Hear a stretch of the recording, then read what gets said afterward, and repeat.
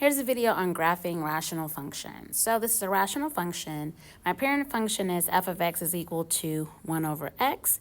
This is my transformation equation here. That's what we mostly use. For my domain and range, I can use either this formula here, or we can say all reals except where our asymptotes are. We don't have any vertices or axes of symmetry, but we do have asymptotes, and they are lines. So your vertical asymptote is x equals h. Your horizontal asymptote is y equals k. Now, this is my parent function here. So here my a would be 1, my b is 1, my h is 0, and my k is 0. So since h and k are 0, I have asymptotes at x equals 0 and y equals 0. And then I plotted my points. Now here on the table, does not exist. This is indicating that this is an asymptote. I have an asymptote at x equals 0, which I do. So I graphed my points and I drew my branches. So that's what the parent function looks like. So now let's do an example where we are graphing a rational function. So I first need to identify my a, b, h, and k. So here I have a negative in the front, but it's going to go with my numerator. So a is negative 0.5. My b here is 2. Over 1, we want to flip it to 1 over 2. Here, my h is a liar. So instead of a positive 1, it's a negative 1. Here is my k, it's a negative 3. Now I need to find my new coordinate points. So all I'm going to do is use the bx plus h. And so I'm going to take these x's and plug them in here. And I'm going to get my new x's. So my new x's are going to be negative 2, negative 1.5, negative 1.25, negative 0.75, negative 0.5, and 0. Now, when it comes to my y values, I'm going to use ay plus k. So negative 0.5y minus 3. And so my new y's are going to be negative 2, 7.5, negative 2.5, negative 2, negative 4, negative 3.5, and negative 3.25. And again, I took these y values and plug them in there. So now I have my new x's and my new y's. So this is what I'm going to graph. Here are my x's I'm going to use. Here are the y's I'm going to use. So those are my coordinate points. Now my vertical asymptote, again, it is a line, and it's x equals h. So here, h is negative 1, so x is equal to negative 1. My horizontal asymptote is y is equal to k. K is negative 3.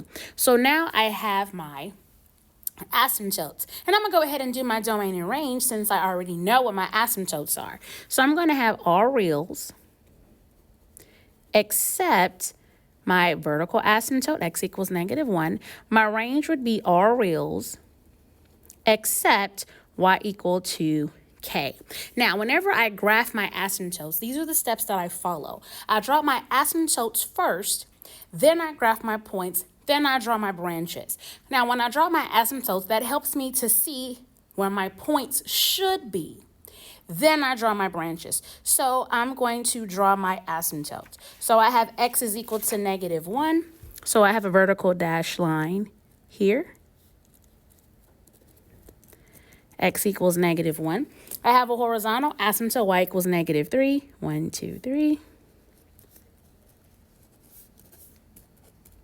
So now I know my coordinate points should be somewhere where they intersect. It should be somewhere in that area. Okay, so now I want to graph my points. Okay, so I did graph my decimal points. And so yes, my points are close together, and that's common, that happens. And so now I want to draw my branches. So here I have my negative 2, negative 2.75, negative 1.5, negative 2.5, and negative 1.25, negative 2. And now our branches are going to approach our asymptote but not cross the asymptote. So same thing here. I have negative 0.75, negative 4, negative 0.5, negative 3.5, and 0, negative 3.25. So again, we're going to approach our asymptote, but not cross our asymptote. So again, I draw my asymptotes first to get an idea of where my points should be. It should be where they intersect. Should be or close there. I graph my points, and then I drew my branches, approaching the asymptotes, but not crossing the asymptotes. And then lastly, we have our transformation. And again, my transformation is based on my little cheat sheet for A, B, H, and K. So the A value, we're going to have two things that happen with A. Since there's a negative, that means I have a reflection over the x-axis. The absolute value of A is 0.5, so I'm going to have a vertical shrink by a half. My B is a half, so I'm going to have a horizontal shrink by a half. Here I have x plus 1, so I am shifting to the left. If you use the h value, it's negative, so it's to the left of the origin, so we're shifting to the left by 1.